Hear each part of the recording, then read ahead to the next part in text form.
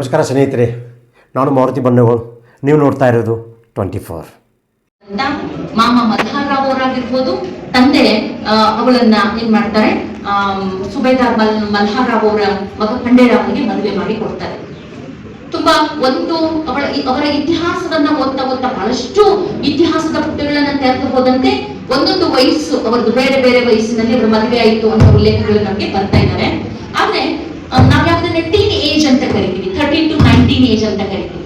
ಆ teen age ನಲ್ಲಿ ಅವರು ಮದುವೆ ಆಗ್ತದೆ. ಆ ಟೀನ್ ಏಜ್ ಗಿಂತ ಮುಂಚೆ ಅಂದ್ರೆ ಆ ವಯಸ್ಸಿನಲ್ಲಿ ಹುಟ್ಟು ಆಟ ಆಡಿ ತಮ್ಮ ಬಾಲ್ಯವನ್ನ ಸವಿಯಬೇಕಾದ ಒಂದು ವಯಸ್ಸಿನಲ್ಲಿಯೇ ಒಂದು ಸುಬೇದಾರ್ ಮನೆತನದ ಸೊಸೆಯಾಗಿ ಆಕೆ ಅಹಲ್ಯಾಬಾಯಿ ತನ್ನ ವೈವಾಹಿಕ ಜೀವನವನ್ನ ನಡೆಸಬೇಕಾಗಿರ್ತಕ್ಕಂಥದ್ದು ಬರುತ್ತೆ.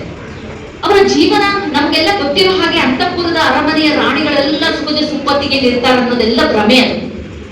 ಆದ್ರೆ ಅಹಲ್ಯಾಬಾಯಿ ಅವರಿಗೆ ಅದೆಂಥ ಒಂದು ಪರಿಸ್ಥಿತಿಗಳು ಎದುರಾದವು ಅಂತಂದ್ರೆ, ವರ್ಷಗಳ ಗತಿಸಿರುವ ಹೊತ್ತಿಗೆ 2 ಮಕ್ಕಳು ತಾಯಿ ಆಗ್ತಾರೆ ಅವರು. ಆ ತಾಯಿ ಆಗುವುದರ ಜೊತೆಗೆ ಹಿರಿಯ ಮಗ ಒಂದ್ ಸ್ವಲ್ಪ ಮಾನಸಿಕ ಅಸ್ವಸ್ಥ ಇರ್ತಾನೆ, ಮಗಳು ಮುಕ್ತಾಬಾಯಿ.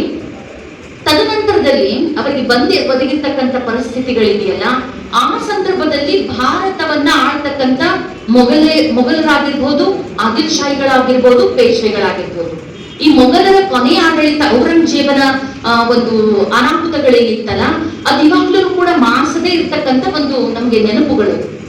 ಒಂದು ಕಡೆಗೆ ಪೇಶ್ವಾಯಿಗಳು, ಇನ್ನೊಂದು ಕಡೆಗೆ ನಮ್ಗೆ ಆದಿಲ್ ಶಾಹಿಗಳ ಆಡಳಿತ. ಈ 2 ಮಧ್ಯದೊಳಗೆ ಮಹಾರಾಷ್ಟ್ರದ ಆ ಪ್ರಾಂತಗಳನ್ನ ಮುನ್ನಡೆಸಿಕೊಂಡು ಹೋಗ್ತಕ್ಕಂಥ ಜವಾಬ್ದಾರಿ ನಮ್ಗೆ ಮಲ್ಹಾರ್ ರಾವ್ ಅವರ ಮೇಲೆ ಇದೆ. ಇದ್ರ ಜೊತೆಗೆ ನಡೀತಕ್ಕಂಥ ಘಟನೆಗಳಿದೆಯಲ್ಲ, ಸಣ್ಣ ವಯಸ್ಸಿನಲ್ಲಿ ಆಕೆ ಪತಿಯಾಗಿರ್ತಕ್ಕಂಥ ಖಂಡೇರಾವ್ ಅವರು ಯುದ್ಧದಲ್ಲಿ ಮರಣವನ್ನು ಹೊಂದುತ್ತಾರೆ. ಆಗ ಒಂದು ಸಾಮಾಜಿಕ ಪದ್ಧತಿ ಇತ್ತು. ಎಲ್ಲಿವರೆಗೆ ಅಂತಂದ್ರೆ 19ನೇ ಶತಮಾನದ ಮೊದಲಾರ್ಧದವರೆಗೂ ಕೂಡ ಇದೇ ಸ್ಥಿತಿ ಇತ್ತು ಭಾರತದಲ್ಲಿ. ಸತಿ ಸಹಗಮನ ಪದ್ಧತಿ ಅಂದ್ರೆ ಅವಳಿಗೆ ವಿಧವೆ ಆಗಿರ್ತಕ್ಕಂಥವಳಿಗೆ ಸ್ವರ್ಗ ಸಿಗಬೇಕು ಅಂದ್ರೆ ಕಿಚಿತೆನೆ ಏರ್ಬೇಕು ಅಂತ. ಅದು ಗೊತ್ತಿಲ್ಲ ನಮ್ಗೆ, ಸ್ವರ್ಗಕ್ಕೆ ಹೋದವರಿಲ್ಲ, ಮರಳಿ ಅರಳಿ ತಂದವರಿಲ್ಲ ಅಲ್ವಾ. ಸ್ವರ್ಗ ಎಲ್ಲೈತಿ ಗೊತ್ತಿಲ್ಲ, ನರಕ ಎಲ್ಲೈತಿ ಗೊತ್ತಿಲ್ಲ. ಅದು ನಮ್ಮ ದಿನನಿತ್ಯದ ಬದುಕಿನ ನಮ್ಮ ಜೀವನದ ಸರಳತೆಗಳೊಳಗೆ ನಾವು ಏನ್ ಮಾಡ್ತೀವಿ, ಸತ್ಯ ಮಿಥ್ಯ ಒಳಿತು ಕೆಡುಕುಗಳಲ್ಲಿ ನಾವು ಸ್ವರ್ಗ ನರಕಗಳನ್ನ ಕಾಣ್ತೀವಿ ಅನ್ನೋದು ನಮ್ಗೆಲ್ಲ ಗೊತ್ತಿದೆ. ಆದ್ರೆ ಆ ಕಾಲದ ಒಂದು ಸಾಮಾಜಿಕ ಪದ್ಧತಿಯಂತೆ ಅಹಲ್ಯಾಬಾಯಿ ಅವರು ತಮ್ಮ ಗಂಡ ಖಂಡೇರಾವ್ ಅವರ ಚಿತೆಗೆ ಏರ್ತಕ್ಕಂಥ ಒಂದು ಇದನ್ನ ಮಾಡ್ಕೊಂಡಿದ್ರು ಮನಸ್ಥಿತಿಯನ್ನ. ಆದ್ರೆ ಅವರ ಮಾವನಾಗಿರ್ತಕ್ಕಂಥ ಮಲ್ಹಾರ್ ರಾವ್ ಅವರು ಹೇಳ್ತಾರೆ, ಮಗನನ್ನು ಕಳ್ಕೊಂಡಿದೀನಿ, ನಿನ್ನನ್ನು ಕಳ್ಕೊಂಡ್ರೆ ಮುಂದೆ ಈ ರಾಜ್ಯವನ್ನ ನೋಡ್ಕೊಂಡು ಹೋಗ್ತಕ್ಕಂಥವ್ರು ಯಾರು ಅಂತ ಹೇಳಿ ಆ ಒಂದು ಪದ್ಧತಿಯನ್ನ ಮೂಲೆ ಗುಂಪು ಮಾಡಬೇಕು ಅನ್ನೋ ಒಂದು ಉದ್ದೇಶದ ಜೊತೆಗೆ, ಮತ್ತು ಮಹಿಳೆಯರಿಗೆ ಅವರಿಗೆ ಬದುಕುವ ಹಕ್ಕಿದೆ. ಗಂಡನೊಂದಿಗೆ ನಾವು ಅದನ್ನ ಭಾರತದ ಸಾಮಾಜಿಕ ಸ್ಥಿತ್ಯಂತರಗಳನ್ನ ರಾಜಾರಾಮ್ ಮೋಹನ್ ರಾಯ್ ಅವರ ಇತಿಹಾಸವನ್ನ ಓದ್ತಾ ನಾವು ಹೋದಾಗ ಜೋಹಾರ್ ಪದ್ಧತಿ ಇದೆಯಲ್ಲ, ಅದು ಎಷ್ಟು ಕ್ರೂರವಾಗಿತ್ತು ಅನ್ನೋ ಒಂದು ಇತಿಹಾಸವನ್ನ ನೋಡಿದ್ರೆ, ಹೆಣ್ಣು ಮಕ್ಕಳು, ಜೀವಂತ ಹೆಣ್ಣು ಮಕ್ಕಳು ಆ ಸಹಗಮನ ಹೋಗ್ತಕ್ಕಂತ ಒಂದು ಸಂದರ್ಭವನ್ನ ನೆನಪಿಸ್ಕೊಂಡ್ಬಿಟ್ರೆ ಅವಳಿಗೆ ಇಷ್ಟನೋ ಕಷ್ಟನೋ, ಅವಳ ಗಂಡ ಇಲ್ಲ ಆಕೆ ಇರಬಾರ್ದು ಈ ಭೂಮಿ ಮೇಲೆ ಅಂತ ಹೇಳಿ. ಆದ್ರೆ ವಿಧವೆಯರು ಕೂಡ ಅನುಭವಿಸಬೇಕಾದ ಒಂದು ಯಾತನಾಮಯ ಜೀವನವೂ ಕೂಡ ಭಾರತದ ಚಿತ್ರಣದಲ್ಲಿ ನಮಗೆ ಸಿಗತ್ತೆ. ಆಕೆ ಸಾಮಾಜಿಕ ಯಾವುದೇ ಮಹತ್ವದ ಕಾರ್ಯಗಳಲ್ಲಿ ಪಾಲ್ಗೊಳ್ತಕ್ಕಂಥದ್ದು ತುಂಬಾ ದೂರ. ಆಕೆಯ ಒಂದು ಜೀವನನೇ ಒಂದು ನರ್ಕ. ಹೀಗಾಗಿ ಆ ನರ್ಕ ಅನುಭವಿಸೋ ಬದಲಿ ಆಕೆ ಸಜೀವ ದಹನ ಆಗ್ತಕ್ಕಂಥದ್ದಿತ್ತಲ್ಲ, ಅವಳ ಧ್ವನಿ, ಅವಳ ಚೀರಾಟ ಕೇಳಬಾರ್ದಂತ ಹೇಳೇನೆ ಇದನ್ನ ಹಚ್ತಿದ್ರಂತೆ, ಡೊಳ್ಳುಗಳನ್ನ ಮತ್ತೆ ಕಹಳೆಗಳನ್ನ ಉತ್ತಿದ್ರಂತೆ. ಅಂದ್ರೆ ಆ ಆಚರಣೆಯನ್ನ ಮಾಡುವುದರ ಮುಖಾಂತರವಾಗಿ ಆಕೆ ಯಾತನೆ ಮತ್ತು ನೋವು ಇನ್ನೊಬ್ಬರ ಹೆಣ್ಮಕ್ಳಿಗೆ ಮತ್ತೆ ಸಮಾಜದ ಇತರರಿಗೆ ಆಕೆ ಚೀರಾಟಗಳು ಕೇಳಬಾರ್ದು, ಅಷ್ಟು ದೊಡ್ಡ ಬೇಂಡವಾಜ ಹಚ್ಚಿಬಿಡೋರಂತ. ಅಂದ್ರ ಎಂಥ ಒಂದು ಕ್ರೂರವಾಗಿರ್ತಕ್ಕಂಥ ಆಚರಣೆ ಇತ್ತಲ್ಲ, ಅದನ್ನ ಮಲ್ಹಾರ್ ರಾವ್ ಅವರು ತಡೆ ಹಿಡಿಯುವ ಮುಖಾಂತರವಾಗಿ ಅಹಲ್ಯಾಬಾಯಿಗೆ ಜೀವದಾನವನ್ನ ಮಾಡ್ತಾರೆ. ಆ ಜೀವದಾನವನ್ನ ಮಾಡಿರುವ ಬೆಲೆಯನ್ನ ಅಹಲ್ಯಾಬಾಯಿ ಇಡೀ ಜಗತ್ತಿಗೆ ತಿಳಿಸ್ತಾರೆ. ಒಂದು ಹೆಣ್ಣು ಮಗಳು ಆ ತರದ ಒಂದು ಸಾಮಾಜಿಕ ನ್ಯಾಯದಾನ ಪದ್ಧತಿಯ ಒಳಗಡೆಗೆ ತನ್ನ ಬದುಕನ್ನು ಕಟ್ಟಿಕೊಂಡಿರ್ತಕ್ಕಂಥ ಅಹಲ್ಯಾಬಾಯಿ ಸಾಮಾಜಿಕ ಸ್ಥಿತ್ಯಂತರಗಳ ನಡುವೆ ಮಾವನನ್ನು ಕಳ್ಕೊತಾಳೆ, ಗಂಡನನ್ನ ಕಳ್ಕೊತಾಳೆ, ಮಗಳನ್ನ, ಅಳಿಯನ್ನ ಮತ್ತೆ ಮಗನನ್ನ ಎಲ್ಲರೂ ಕಳ್ಕೊಂಡಿರ್ತಕ್ಕಂಥ ತಾಯಿ ಅವಳಿಗೆ ಎಷ್ಟು ಗಟ್ಟಿ ಹೃದಯ ಇರಬೇಕು ಅಂತ ನಾವೆಲ್ಲ ಮಾತಾಡ್ತೀವಿ. ನಾವೆಲ್ಲ ಇಲ್ಲೆಲ್ಲ ಪೇರೆಂಟ್ಸ್ ಆದವರೇ ಇದ್ದೀವಿ. ಒಬ್ಬ ಹೆಣ್ಣು ಮಕ್ಳು ಹೆಣ್ಣು ಹಡಿದ್ಲು ಅಂತಂದ್ರೆ ಈಗ 1 ತಿಂಗಳ ಬಾಣೆತನ ಮಾಡ್ತಾರೆ. ಇದು ನಮ್ಗೆ ಗೊತ್ತಿರೋದಿಲ್ಲ ಅಲ್ವಾ, ಇದನ್ನ ನಾವು ಅನುಭವಿಸಿದ್ದು ಕೂಡ. ಹೆಣ್ಣು ಹಡದ್ 1 ತಿಂಗಳ ಬಾಣೆತನ ಮಾಡ್ತಾರೆ. ಯಾಕಂದ್ರ ಹಡದಕ್ಕಿನೂ ಗಟ್ಟಿರ್ತಾಳಂತ, ಕೂಸು ಗಟ್ಟಿರ್ತೈತಂತ.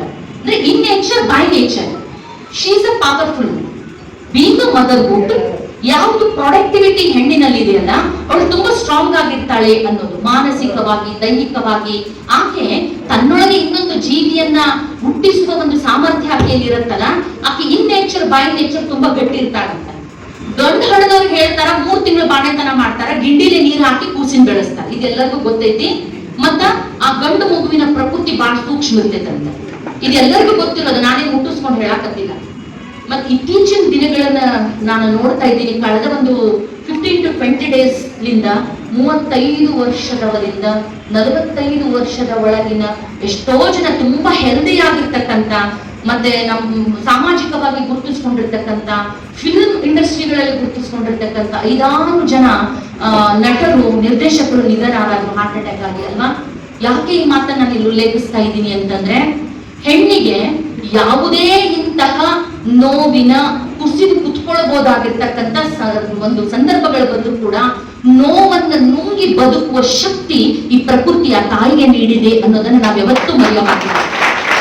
ಇವಾಗಲೂ ಕೂಡ ನಮ್ಮ ಎಷ್ಟೋ ಕುಟುಂಬಗಳಲ್ಲಿ ತಂದೆ ಇಲ್ಲದೆ ಇರುವ ಮನೆಯನ್ನ ತಂದೆನೂ ಆಗಿ ತಾಯಿನೂ ಆಗಿ ಅವ್ವ ನಡೆಸ್ಕೊಂಡು ಹೋಗಿರೋದಿದೆಯಲ್ಲ, ಎಷ್ಟೋ ಕುಟುಂಬಗಳಲ್ಲಿದೆ. ಅಕಸ್ಮಾತ್ ಅವ್ವ ಇಲ್ಲ ಅಂತಂದ್ರೆ ಮುಗಿದೋತ ಮನೆ. ಆ ಮನೆ ಕೌಟುಂಬಿಕ ವಾತಾವರಣನೇ ಬೇರೆ ಇರ್ತೈತೆ. ಆದ್ರೆ ತಂದೆ ಇಲ್ಲದೆ ಆಕಿನೇ ದುಡಿದು ಕೂಲಿ ನಾಲಿ ಮಾಡಿ ಮಕ್ಕಳನ್ನು ಬೆಳೆಸುವ ತಾಕತ್ತು ಆ ಹೆಣ್ಣು ಮಕ್ಕಳಿಗಿದೆ ಅನ್ನೋದು ನಮ್ಗೆ ಇವತ್ತಿಗೂ ಕೂಡ ಅರಿವಿಗಿದೆ. ಅಂತಹ ಎಲ್ಲಾ ಸಂದರ್ಭಗಳನ್ನ ಬದಿಗಿರಿಸಿ ಇಡೀ ಭಾರತದೊಳಗೆ ಒಂದು ಬದಲಾವಣೆಯ ಪರ್ವವನ್ನ, ರಾಜಕೀಯವಾಗಿ ಒಂದು ವಿಧವಾ ರಾಣಿ ಒಂದು ಬದಲಾವಣೆಯ ಪರ್ವವನ್ನ ಆಚರಣೆಗೆ ತಂದಿರೋದಿದೆಯಲ್ಲ, ಇವತ್ತಿಗೂ ಆ ಇತಿಹಾಸವನ್ನು ಓದ್ಬೇಕು ಅಂದ್ರೆ ನಮಗೆ ರೋಮಾಂಚನ ಆಗುತ್ತೆ.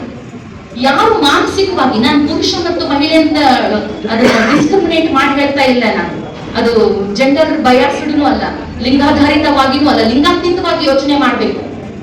ಯಾರು ಮಾನಸಿಕವಾಗಿ ನಾವು ಕುಗ್ಗಿ ಕುತ್ಕೊಂಡಿರ್ತೀವಲ್ಲ, ಅಹಲ್ಯ ತಾಯಿ ಹೋಳ್ಕರ್ ಅವರ ಜೀವನ ಚರಿತ್ರೆ ಒಂದ್ಸತಿ ಓದ್ರಿ ನೀವು, ನಿಮ್ಮ ಮೈಯ ಹಿಡಿದು ದೇವ್ ಬಿಟ್ಟೋಗ್ತಾರೆ 100%. ಆ ತಾಯಿ ಮಾಡಿರ್ತಕ್ಕಂಥ ಕೆಲಸಗಳನ್ನ ನಾನು ಬೇರೆ ಇದ್ರೊಳಗಿದ್ದೆ. ನಾನು ನಮ್ಮ ಅಕಾಡೆಮಿಕ್ ಪ್ರೋಗ್ರಾಮ್ ಇತ್ತು ಗೌರ್ಮೆಂಟ್, ನಾನು ಇವತ್ತು ರಾತ್ರಿ ಬೆಂಗಳೂರಿಗೆ ಹೋಗ್ಬೇಕಿತ್ತು. ಅಹಲ್ಯ ತಾಯಿ ಬಗ್ಗೆ ಮಾತಾಡ್ಬೇಕು ಅಂದ್ರೆ ನನ್ಗ 10 ಆನಿ ಬಲ ಬಂದಂಗ ಆಯ್ತು ನನಗೆ. ಯಾಕಂದ್ರೆ ನನ್ನ ಹೊಟ್ಟೆಗೆ ಹಂಚ್ಕೊಳಕ್ ಜನರು ಬೇಕಲ್ಲ. ನಾನೆಲ್ಲೋ ಒಂದ್ ಕಡೆ ನನ್ನ ಗಂಡನ ಮುಂದೆ ಮಾತಾಡ್ತೀನಿ, ಮಗನ ಮುಂದೆ ಮಾತಾಡ್ತೀನಿ, ಯಾರ ಮುಂದೆ ಮಾತಾಡ್ತೀನಿ. ಆದ್ರೆ ಇಷ್ಟು ಜನ ಮಾರ್ಕ್ಸ್ ಹಾಕಿಸಿ ನೀವೆಲ್ಲ ಕುತ್ಕೊಂಡಾಗ ನಿಮ್ ಜೊತೆ ಹಂಚ್ಕೊಳ್ಳೋದಿದೆಯಲ್ಲ, ಅದು ನಿಜಕ್ಕೂ ನನಗೆ ಬದುಕ್ ಬಂದಿರೋ ಭಾಗ್ಯ ಅಂತ ನಾನು ಭಾವಿಸ್ಕೊಳ್ತೀನಿ. ಅವ್ರು ನಿನ್ನೆ ಇಷ್ಟೊತ್ತಿನ ಹೇಳಿದ್ರೆ ನಾ ಬಂದು ಮಾತಾಡ್ತಿದ್ರಿ ಅಂತ ಹೇಳಿದೆ ನಾನು. ಯಾಕೆ ಅಂದ್ರೆ ಇವತ್ತೆಲ್ಲ ನಾವು 3-4 ತಲೆಮಾರಿನವ್ರು ಇಲ್ಲಿದ್ದೀವಿ. ನಾವು ಒಂದು 50 ವಯಸ್ಸಿನವ್ರು ಇದ್ದೀವಿ, ಹಿರಿಯರು ಇಲ್ಲಿದ್ದಾರೆ, ಅದಕ್ಕಿಂತ ಸಣ್ಣವ್ರು ಇದ್ದೀವಿ, ಅದಕ್ಕಿಂತ ಒಂದು 4 ತಲೆಮಾರಿನವ್ರು ಇಲ್ಲಿದ್ದೀವಿ. ನಾವು ಸಾಮಾಜಿಕವಾಗಿ, ರಾಜಕೀಯವಾಗಿ ಇವತ್ತು ಪ್ರಜಾಪ್ರಭುತ್ವ ವ್ಯವಸ್ಥೆಯಲ್ಲಿ ಯಾವ ಬದಲಾವಣೆಗಳು ನಮಗೆ ಬೇಕು, ಯಾವ ಜ್ಞಾನಗಳು ನಮಗೆ ಬೇಕು, ಜ್ಞಾನ ಶಿಸ್ತುಗಳು ಬೇಕು ಅನ್ನೋದಿದೆಯಲ್ಲ, ಅದೆಲ್ಲವನ್ನು ಪಡೆದುಕೊಳ್ಳಬೇಕು ಅನ್ನೋದಕ್ಕೆ ಇವತ್ತು ಬಹುತೇಕ ನಾನು ಒಂದು 10 ವರ್ಷ ನಾನು ಬನಶಂಕರಿ ಅಣ್ಣವ್ರು ಇದ ಹಾಲ್ನಾಗ ಒಂದು 100 ಕಾರ್ಯಕ್ರಮ ಮಾಡೇವಿ. ನಾವು ಸಾಹಿತ್ಯದ ಕಾರ್ಯಕ್ರಮ ಮಾರುತಿ ಅಣ್ಣವ್ರಿಗೂ ಗೊತ್ತೈತಿ. ಬಹುತೇಕ ಇಷ್ಟು ಜನ ತುಂಬಿ ಹೊರ ಕುಂತು ನಾ ಇವತ್ತ ಫಸ್ಟ್ ನೋಡಿದ್ದು. ಇಷ್ಟು ಜನ ಕುತ್ಕೊಂಡು ವೇದಿಕೆ ಮೇಲೆ ಕುತ್ಕೊಂಡು ಅಲ್ಲಿ ಹೊರ ಕುತ್ಕೊಂಡದ್ದು ನಾನು ಇವತ್ತೇ ಫಸ್ಟ್ ನೋಡಿದ್ದು. ಇಲ್ಲಿ ಯಾರು ನೀವು ಊಟಕ್ಕೆ ಟಿಫಿನಿಗೆ ಬಂದವರಲ್ಲ, ನೀವು ಕಾರ್ಯಕ್ರಮಕ್ಕೆ ಬರ್ಬೇಕಂತ ಬಂದವರು. ಅಂದ್ರೆ ಇದು ಜನರಿಗೆ ಯಾರೋ ಏನೋ ಮಾತಾಡ್ತಾರಲ್ಲ, ಅದು ನಮ್ಮ ಮನಸ್ಸಿನ ಬದಲಾವಣೆಗಳು, ನಮ್ಮ ಕೆಲಸ ಕಾರ್ಯಗಳಲ್ಲಿ ಬದಲಾವಣೆಗಳನ್ನು ನಾವು ಹೇಗೆ ತಗೋಬೇಕು ಅನ್ನೋದಕ್ಕೆ ಅಹಲ್ಯ ತಾಯಿ ಹೋಳ್ಕರ್ ಬಹಳ ದೊಡ್ಡ ಒಂದು ಮಾದರಿಯ ನಡೆಯನ್ನ ಹಾಕಿಕೊಟ್ಟಿದ್ದಾರೆ ಅನ್ನೋದನ್ನ ನಾವು ಮರೆಯುವಾಗಿಲ್ಲ. ಎಂತಹದೇ ಒಂದು ಸಂದಿಗ್ಧ ಪರಿಸ್ಥಿತಿಗಳು ಬಂದಾಗ ಅಹಲ್ಯ ತಾಯಿಯ ಒಂದು ಸ್ಥಿತಪ್ರಜ್ಞತ್ವ ಇದೆಯಲ್ಲ, ನಾವು ಭಗವದ್ಗೀತೆಯ ಶಬ್ದ ಇದನ್ನು ಬಳಸ್ತೀವಿ ನಾವು, ಕೃಷ್ಣ ಸ್ಥಿತಪ್ರಜ್ಞನಾಗಿದ್ದ ಅಂತ ಹೇಳಿ. ಅಂದ್ರೆ ಒಂದು ನಿರ್ಣಾಯಕವಾಗಿರುವ ಒಂದು ಯುದ್ಧ ಆಗಿರ್ಬೋದು ಅಥವಾ ಒಂದು ಸಾಮಾಜಿಕ ಬದಲಾವಣೆಗಳಾಗಿರ್ಬೋದು, ನಾವ್ ಯಾವಾಗ್ಲೂ ಕೂಡ ಪಾದರಸದಂತೆ ಇರಬೇಕು ಅನ್ನೋ ಒಂದು ಮಾತಿದ್ರೆ, ಆದ್ರೆ ಆ ಬದಲಾವಣೆಗೆ ಹೊಂದಿಕೊಳ್ಳುವ ಮತ್ತು ಅದನ್ನ ಸಕಾರಾತ್ಮಕವಾಗಿ ತೆಗೆದುಕೊಳ್ತಕ್ಕಂಥದ್ದಿದೆಯಲ್ಲ, ಆ ಮನಸ್ಥಿತಿಗೆ ಹೆಣ್ಮಕ್ಳು ಬರೋದು ಕಷ್ಟ ಅನ್ನೋ ಒಂದು ವಾತಾವರಣ ಇತ್ತು 18ನೇ ಶತಮಾನದ ಹೊತ್ತಿಗೆ. ಆ ಸಂದರ್ಭದಲ್ಲಿ ಒಬ್ಬ ವಿಧವೆಯಾಗಿರ್ತಕ್ಕಂಥ ಅಹಲ್ಯಾಬಾಯಿ ಆಕೆ ತೆಗೆದುಕೊಂಡಿರ್ತಕ್ಕಂಥ ನಿರ್ಧಾರಗಳಿದೆಯಲ್ಲ, ಅದು ಇವತ್ತಿಗೂ ಕೂಡ ಒಂದು ಹೆಣ್ಣು ಮಕ್ಕಳಲ್ಲಿರ್ತಕ್ಕಂಥ ಒಂದು ಸ್ಥಿತಪ್ರಜ್ಞತ್ವವನ್ನ ನಮ್ಮ ಮುಂದೆ ತೆರೆದು ತೋರಿಸ್ತಾ ಇದೆ. ಇದರ ಜೊತೆಗೆ ಆಕೆ ಒಬ್ಬ ರಾಜಕೀಯ ಪ್ರಾಜ್ಞೆ, ಇದು ಬಹಳ ಮುಖ್ಯ. ಆಕೆಯ ಆಳ್ವಿಕೆ ಇದೆಯಲ್ಲ ಅದು ಮಾನವೀಯತೆಯಿಂದ ಕೂಡಿತು. ಅವಳೊಬ್ಬ ರಾಜಕೀಯ ಪ್ರಾಜ್ಞೆ. ಇಡೀ ಒಂದು ರಾಜ್ಯ ಒಂದು ಶತಮಾನ ಏನು ಮಾಡಕ್ ಸಾಧ್ಯ ಆಗಿಲ್ಲ. 1740-50ರಿಂದ ಇಡೀ ಒಂದು ಶತಮಾನ ಭಾರತದ ರಾಜಕೀಯ ಮತ್ತು ಸಮಾಜದಲ್ಲಿ ಯಾವ ಬದಲಾವಣೆಗಳನ್ನು ಮಾಡಕ್ ಆಗಿಲ್ಲಲ್ಲ, ಆ ಎಲ್ಲ ಬದಲಾವಣೆಗಳನ್ನ ಮಾಡಿರ್ತಕ್ಕಂಥವ್ರು ಅಹಲ್ಯ ತಾಯಿ ಹೋಳ್ಕರ್ ಅವರು ಅನ್ನೋದನ್ನ. ಒಂದು ಮಾತನ್ನ ಆಗ್ಲೇ ಅಕ್ಕರು ಮಾತಾಡ್ತಾ ಇರುವಾಗ ಒಬ್ರು ಹೇಳ್ತಾ ಇದ್ರು ತೆರಿಗೆ ಪದ್ಧತಿ ಬಗ್ಗೆ. ಅದನ್ನ ಆಣೆವಾರಿ ಪದ್ಧತಿ ಅಂತ ಕರೀತಾರೆ. ನಾನು 2 ನಿಮಿಷಕ್ಕೆ ನಾನು ಮಾತು ಮುಗಿಸ್ತೀನಿ. ಆಣೆವಾರಿ ಪದ್ಧತಿ ಅಂತ ಕರೀತಾರೆ. ಅಂದ್ರೆ ಎಲ್ಲಿ ಮಳೆ ಬಿದ್ದಿದೆ, ಬೆಳೆ ಆಗಿದೆ, ಆ ಬೆಳೆ ಆಗಿರೋ ಪ್ರದೇಶಗಳಿಗೆ ಮಾತ್ರ ತೆರಿಗೆಯನ್ನು ವಿಧಿಸೋದು. ಇದು ಯಾವ ರಾಜರು ಮಾಡಂಗಿಲ್ಲ. ನೀವು ಕಳಬೇಕಾಗಿರೋ ಕಂದಾಯವನ್ನ, ತೆರಿಗೆಯನ್ನ ಕಂಪಲ್ಸರಿ ಕೊಡತಕ್ಕಂತ ಒಂದಿಷ್ಟು ಪದ್ಧತಿಗಳಿವೆ. ಆದ್ರೆ ಫಸ್ಟ್ ಟೈಮ್ ಆಣೆವಾರಿ ಪದ್ಧತಿಯನ್ನ ಜಾರಿಗೆ ತಂದವರು ಅಹಲ್ಯ ತಾಯಿಯವರು. ಆ ಮುಖಾಂತರವಾಗಿ ಎಲ್ಲಿ ಎಷ್ಟು ಮಳೆಯಾಗಿದೆ, ಎಷ್ಟು ಬೆಳೆ ಬಂದಿದೆ, ಅದರ ತಕ್ಕಂಗೆ ಅವರು ತೆರಿಗೆ ಕಟ್ಟಬೇಕು. ಬೆಳೆ ಬಂದಿದ್ದಿಲ್ಲ, ಅವರ ಹೊಟ್ಟಿಗಷ್ಟೇ ಆಗ್ತಿತ್ತು ಆ ಜನರಿಗೆ ಅಂತಂದ್ರೆ ಅಲ್ಲಿ ತೆರಿಗೆಯನ್ನ ವಿನಾಯಿತಿ ಮಾಡ್ತಾರೆ. ಇದು ಭಾರತದ ಸಮಾಜ ರಾಜಕೀಯವಿದ್ದ ಒಂದು ಇತಿಹಾಸದಲ್ಲಿ ಈ ತರದ ನಮ್ಗೆ ಎಲ್ಲೂ ಕಂಡು ಬರೋದಿಲ್ಲ. ಎರಡನೇದು ಕೈಗಾರಿಕೆಗಳಿಗೆ ಹೆಚ್ಚು ಮಹತ್ವವನ್ನ ಕೊಡ್ತಾರೆ. ಇದರ ಜೊತೆಗೆ ಇವತ್ತಿಗೂ ಕೂಡ ನಾವೆಲ್ಲ ಓದ್ತೀವಿ ಅದನ್ನ. ರಾಜಧಾನಿ ಮಾಹೇಶ್ವರಿಯಲ್ಲಿ ಒಂದು ರೇಷ್ಮೆ ಬಟ್ಟೆಗಳ ಒಂದು ಕಾರ್ಖಾನೆಯನ್ನ ಪ್ರಾರಂಭ ಮಾಡಿದ್ರು. ಹೆಣ್ಣು ಮಕ್ಕಳಿಗೆ ದುಡಿಯುವ ಹಕ್ಕನ್ನ ಕೊಟ್ಟರು.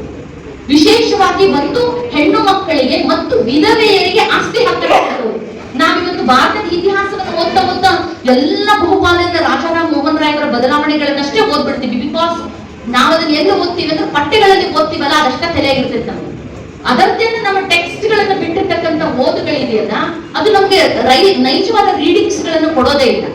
ನಾವು ನಮ್ಮ ಮಕ್ಕಳಿಗೆ ಓದಿ ಹೇಳ್ಬೇಕಿದನ್ನ, ಹಿಂಗಿತ್ತು ಭಾರತದ ಸ್ಥಿತಿ, ಈ ತರದ ವ್ಯಕ್ತಿಗಳಿಗೆ ಮಾಡಿದ್ರು ಅಂತ ಹೇಳಿ. ಅಂದ್ರೆ ಆ ತಾಯಿ ಮಾಡಿರ್ತಕ್ಕಂಥದ್ದು ಏನು ಅಂದ್ರೆ ವಿಧವೆಯರಿಗೆ ಆಸ್ತಿಯ ಹಕ್ಕನ್ನ ಕೊಡ್ತಾರೆ.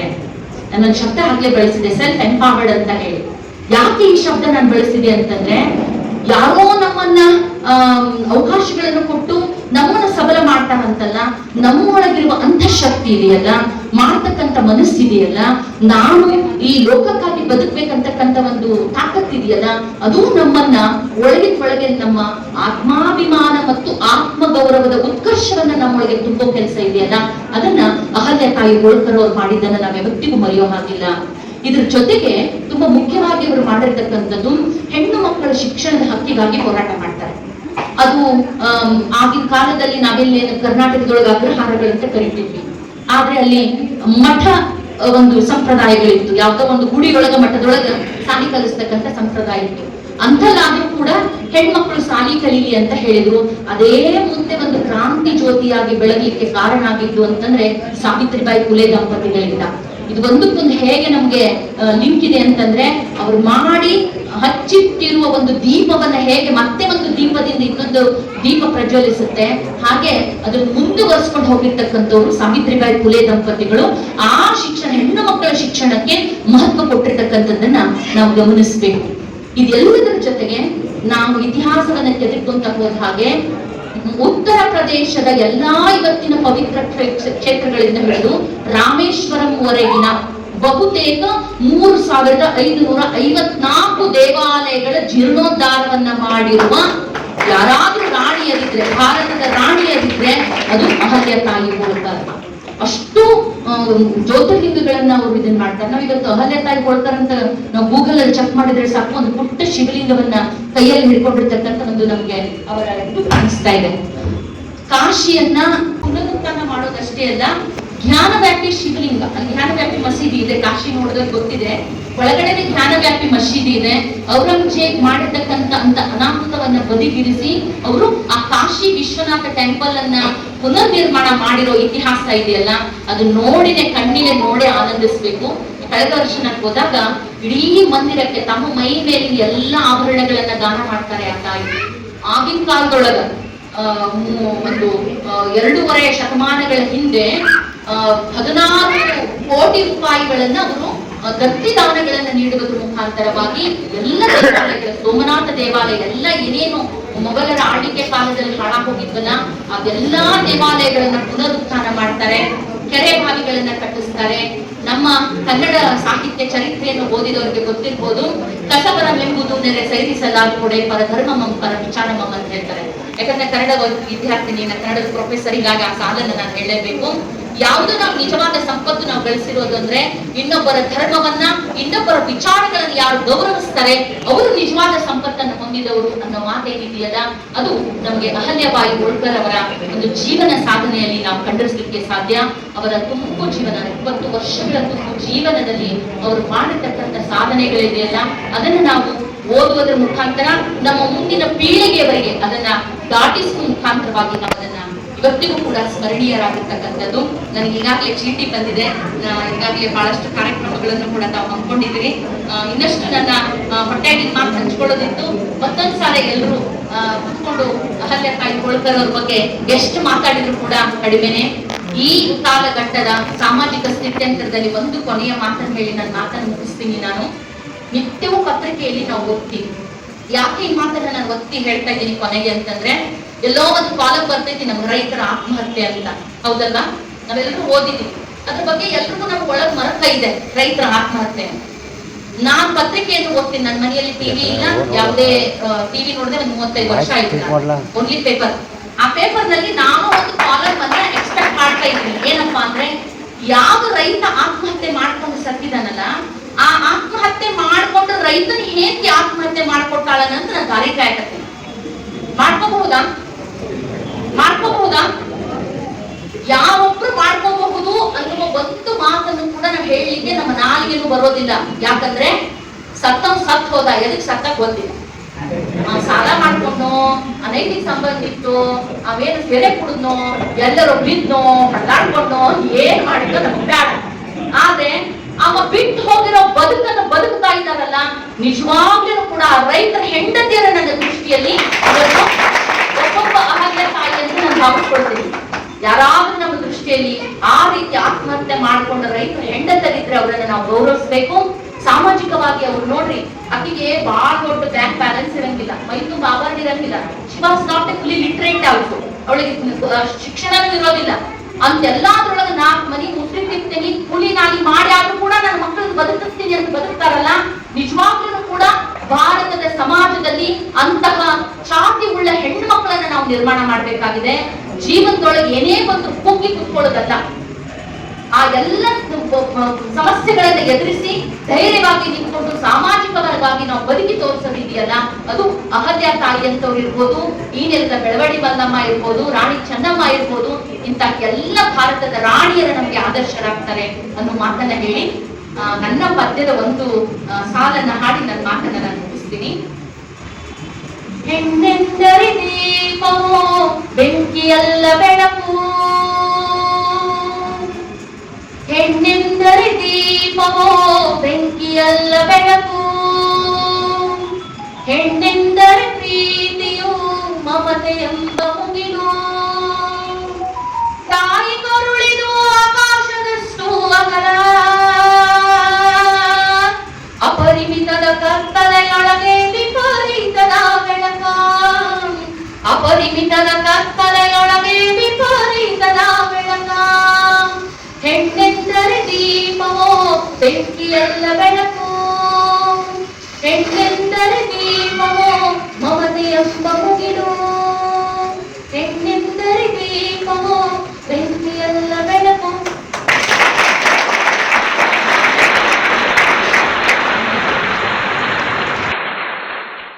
ಸ್ನೇಹಿತರೆ, ಈ ವಿಡಿಯೋ ನಿಮಗೆ ಹೇಗೆ ಅನಿಸ್ತು ಅನ್ನೋದ್ರ ಬಗ್ಗೆ ಲೈಕ್ ಮಾಡಿ, ಶೇರ್ ಮಾಡಿ ಮತ್ತು ಸಬ್ಸ್ಕ್ರೈಬ್ ಮಾಡಿ.